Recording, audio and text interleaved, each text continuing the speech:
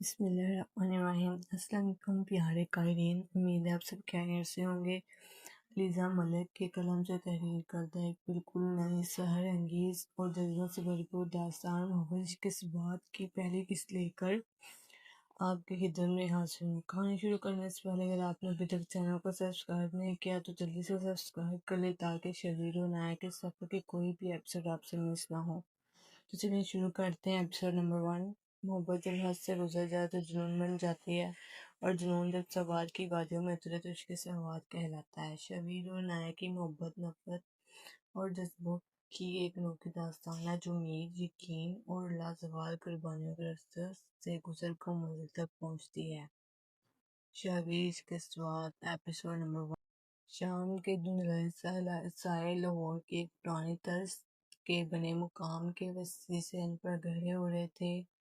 دن بھر کی دھوپ اب مدھم پڑ چکی تھی اور فضا میں ایک عجیب سی خنکی اتر آئی تھی۔ عنایا نے اپنے ہاتھوں میں موجود یونیورسٹی کے نوٹس کو بے دلی سے ایک طرف رکھا اور گہرا سانس بھر کر آسمان کی وسطوں کی تکنے لگی جہاں پرندوں کی طرانیں اپنے گھونسلے کی طرف لوٹ رہی تھیں۔ اس کے معصوم چہرے پر پھیلی شفقوئی لالی اور بڑی بڑی غزالی آنکھوں پہ اس پر صرف ایک بے نام سے اداسی اور حسرت کا چہرہ تھا۔ عنایا تم پھر یہاں کے لیے اداس بیٹھی ہو؟ صحن کے لوہے کے بڑے دروازے سے داخل ہوتے زارا نے اپنی سہیلی کے مرجھائے ہوئے چہرے کو دیکھ کر شکوہ کیا۔ وہ پچھلے 3 دن سے لاہور آئی ہوئی تھی اور اس کا یہاں آنے کا صرف ایک ہی مقصد تھا، اپنی بڑی بہن کی شادی کے پرمسرت موقع پر عنایا کو اپنے ساتھ سوال لے جانا۔ زارا، میں نے بابا سے بات کی تھی۔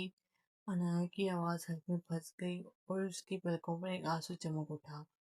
انہوں نے صاف منع کر دیا۔ بھائی بھی الٹا مجھ پر غصہ ہو گئے۔ ان کا کہنا ہے ہمارے خاندان میں یہ روایت نہیں کہ بیٹیاں اکیلے اتنی دور دوسرے شہر میں دوستوں کے گھر رہیں۔ تم تو جانتی ہو زارا، یہاں میرے گرد بندشوں کی کتنی اونچی دیواریں ہیں۔ زارا نے تڑپ کر آگے بڑھی اور عنایا کے ٹھنڈے پڑتے ہاتھوں کو اپنے گرم ہاتھوں کے ساتھ میں لے لیا۔ زارا سوات کے ایک انتہائی مزار، بااثر اور غیرت مند خاندان کی بیٹی تھی، لیکن اس کے رعب دار مزاج میں اپنی سہیلی کے لیے غرور نام کا نام و نشان تک نہ تھا۔ اس نے عنایا کی آنکھوں میں آنکھیں ڈال کر بڑے مان سے کہا، تم فکر مت کرو عنایا، میں پختون کی بیٹی ہوں اگر اپنی سہیلی کو ساتھ لے کر جانے کا عزم کر کے اپنے گھر سے نکلوں تو خالی ہاتھ ہرگز نہیں لوٹوں گی۔ اگر تمہارے بابا سخت ہیں تو میں بھی خان بابا کی بیٹی بن کر تمہارے والد کے سامنے بیٹھوں گی اور اپنے حق مانگ کر رہوں گی۔